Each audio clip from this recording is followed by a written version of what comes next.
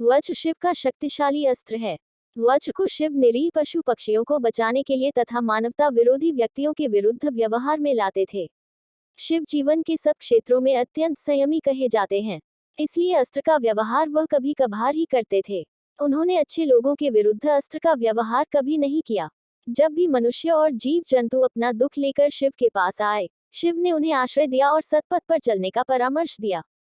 जिन्होंने किसी प्रकार भी अपना स्वभाव नहीं बदला, उल्टे शिव पर क्रोध करके अपनी स्वार्थ वृत्ति को पूर्ण करने की चेष्टा की, शिव ने उन पर ही इस अस्त्र का प्रयोग किया। यह अस्त्र मात्र कल्याणार्थ है, इसी कारण इसे शुभ वज्र कहा गया है। मनुष्य के समान पशुओं के प्रति भी शिव के हृदय में अगाध वात्सल्य था।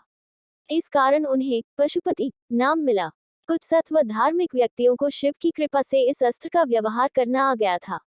जिनका वज्र हर समय शुभ कार्य में प्रयोग होता है, वे ही शुभ वज्रधर हैं। उनके संबंध में कहा जाता है कि खुदिदु हिम शंख शुभ, अर्थात शिव कुंद फूल की तरह, चांद तुषार और शंख की तरह शुभ हैं। इसीलिए कहा गया है शुभ कलेवर। योग चर्चा के सूत्रपात के बाद से योगी आसन के लिए उस वस्तु का व्यवहार करते हैं जो उत्ताप और विद्युत का आवाहक है। मगर पहले योगी पशुचर्म पर तो बैठते ही थे, वस्त्र के रूप में भी पशुचर्म का व्यवहार करते थे। बाद में पशुचर्म का अभाव होने पर आसन के रूप में कंबल का प्रयोग शुरू हुआ।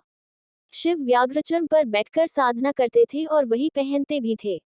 शिवगीति में कहा गया है, व्याघ्रांबर हर। मनुष्य के प्रयोजन और अप्रयोजन के बारे में मनुष्य से अधिक परम पुरुष जानते हैं। वही सच्चा साधक है जो परम पुरुष से कुछ अभिलाषा नहीं रखता।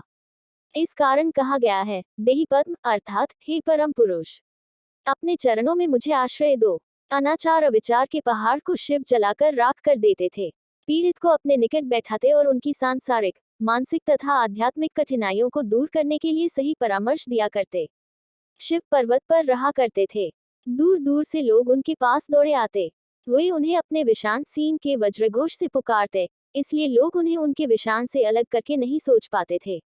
शिव चाहते थे कि उनके प्राणों से अधिक प्रिय आश्रितगण एवं शिव भक्त साधना के द्वारा इस ईश्वर तत्व को प्राप्त करें।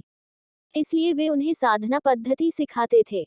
साथ ही सामाजिक जीवन में भी लोगों को क्लेश मुक्त करने के लिए वे हर प्रकार से प्रयास करते रहे। ब्रह्मांड के क्लेश विदूरक इसी कारण जनसमाज में आशुतोष नाम से विख्यात हैं।